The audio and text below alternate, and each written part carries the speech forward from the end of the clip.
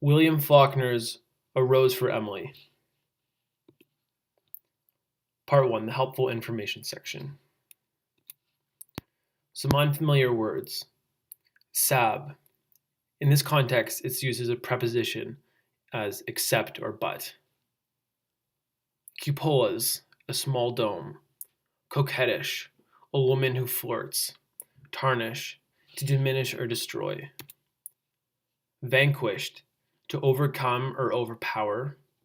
Pauper, a very poor or unwealthy person. Circumvent, to go around. Virulent, actively poisonous. Now, the story takes place in 1931, so there's tough to really pick up some allusions because there aren't that many opportunities to reference to pop culture, but this is what I picked up, and some of these are debatable, certainly, but this is what I got. The Battle of Jefferson is a reference to a battle, obviously, from the Civil War. Northerner is someone from the North. A fallen monument would be like a crippling monument, someone that's crumbling apart. A body long submerged in motionless water is essentially a corpse, and a tableau is a picture. Here's a photo of William Faulkner smoking a pipe. Looks like a writer with that twill jacket, or tweed. And he's on his typewriter, so he's obviously writing something. Some information about the author. He's born in the Mississippi in the States. Some of his most famous work, obviously, A Rose for Emily, That Evening Sun, and A Barn Burning. And there's one of his most famous and most noteworthy quotes. You can read it if you like. It's actually quite interesting.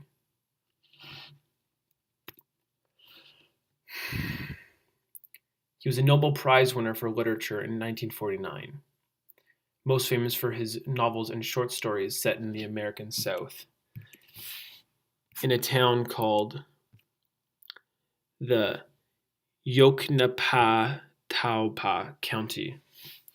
I probably pronounced that wrong, but that's the best that I could, in Mississippi. Before taking off as a writer, he worked as a railroad financer, farmer, politician, and businessman.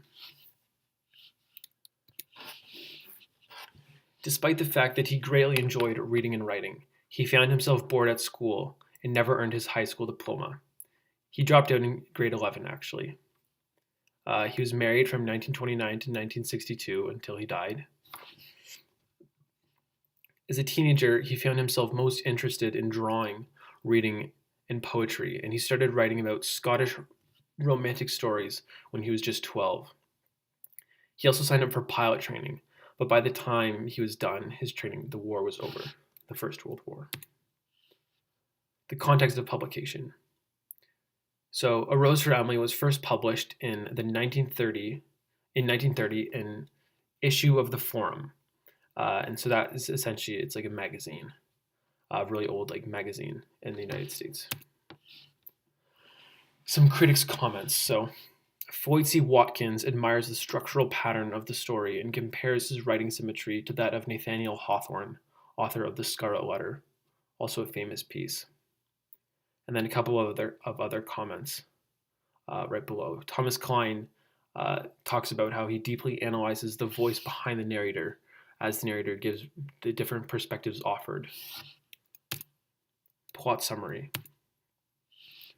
So it essentially starts at Emily's funeral when she's dead, and then goes to how about her house and how it was so nice. Back when her dad was alive, they could take care of it, and her dad had worked out this deal with the current mayor of the town back when he was alive that they never essentially had to pay taxes again. And even after he died, that Emily, his daughter, would never have to pay taxes either. And her dad essentially raised Emily in a way that he made her think that she was too good for any guy. And so no guy could ever be with her because she was too good for them. And then she meets a guy named Homer Barron. And people really don't like him because he's black. And obviously it's the 1930s and it's in a southern town in the US. So there's definitely a presence of racism.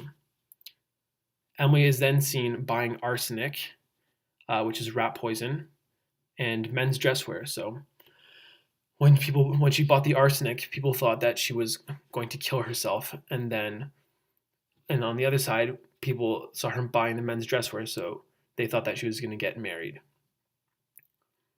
The author then makes an important note of the gray hair that she had started growing. It was iron gray hair that was the term used, and she started to get a little bit plump because she never left the house while she was with Baron for all those years. The only time she would go outside was to teach her china painting classes. The story then goes back to the funeral. During her funeral, the manservant Toby lets in some ladies, and they go upstairs, and no one's been upstairs since her father died, and they find Homer's deteriorating, nearly fleshless corpse in a tuxedo lying on the bed upstairs. And right next to him, on the dusty pillow to the left of him, they find an iron gray hair on the pillow. So Faulkner kind of leaves it open-ended, but I interpreted it as she would sleep with him at night. Some people thought that there was a sense of necrophilia going on, but nothing is made crystal clear. So the characters in A Rose for Emily. So I just reviewed the plot, and you heard some of the names, so now I'll go over them. So just briefly, Emily is the main character. Obviously, she's the one who kills her boyfriend and lives in the house alone. Homer is her boyfriend that she killed. Colonel Sartoris was the guy that her dad had made that deal with about the taxes, and then Judd Stevens is the judge, and then Mr. Grierson was her dad. Toby is the manservant, and then there's the narrator. Theme statement. So in Faulkner's A Rose for Emily, one theme is that not accepting death can turn against you, essentially. Sorry, I kind of worded that wrong.